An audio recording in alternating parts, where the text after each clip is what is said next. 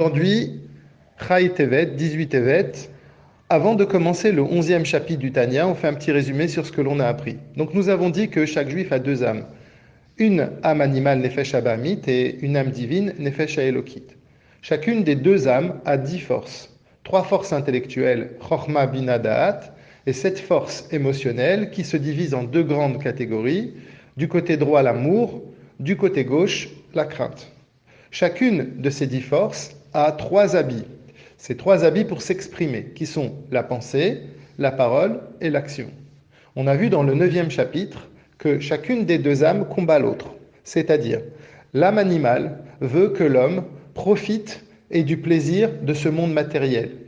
L'âme divine veut que l'homme arrive à voir que derrière ce monde matériel, il y a la main d'Akadosh Baruch Hu. Le centre de l'âme animale, c'est le cœur, les pulsions et l'envie, le désir.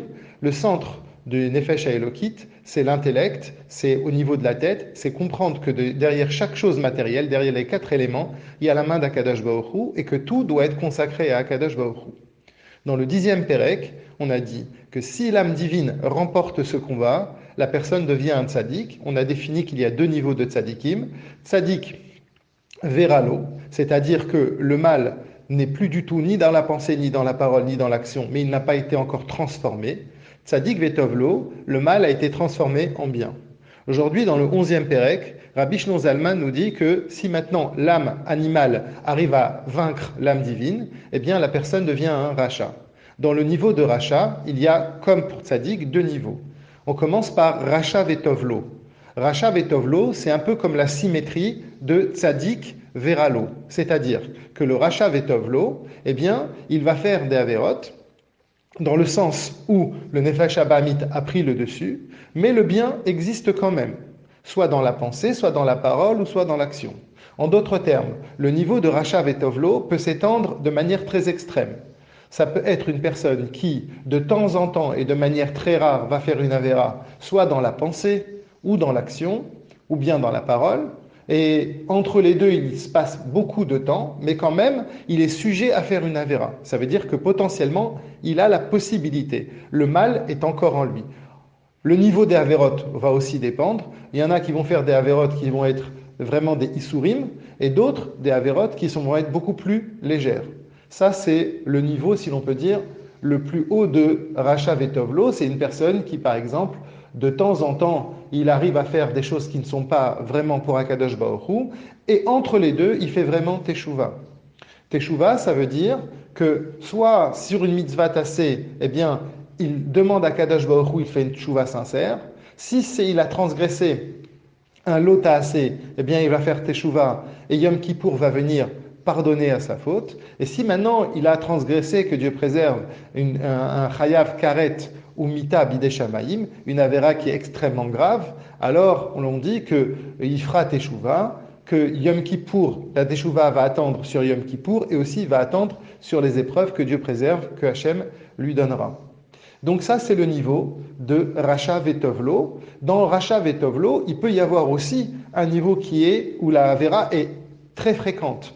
C'est pour ça que l'on dit Rechaim, mais les im charatim, que les Rechaim, ils sont pleins de regrets. C'est-à-dire qu'il fait une avéra, après il regrette, il fait une autre avéra, il regrette. Il y a toujours l'idée d'avoir un regret en lui. Il y a toujours cette idée qu'il ne se sent mal. Ça, c'est Racha Vetovlo.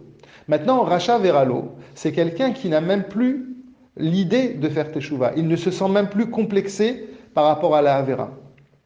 C'est un niveau où la personne que Dieu préserve est complètement, le Nefesh Abamit a une emprise tellement grande que la personne n'a plus du tout de culpabilité par rapport à la chose qu'il commet. Parfois, on peut, pour comprendre ces 2 niveaux de Racha Vetovlo et Racha Veralo, on peut prendre simplement une idée, une mitzvah. Il y a des mitzvahs dans lesquelles, eh bien, où il y a des sujets dans lesquels, eh bien, on a quand même des regrets. Eh bien, là, à ce moment-là, on est Racha Vetovlo sur 7, mitzvah ou avera. Et il y a, chas v'shalom, des fois où on a un comportement dans lequel on ne se pose même plus la question. Eh bien, à ce niveau-là, sur cette mitzvah, de manière très pratique et très précise, eh bien, chas v'shalom, la personne peut se trouver à un niveau de racha veralo.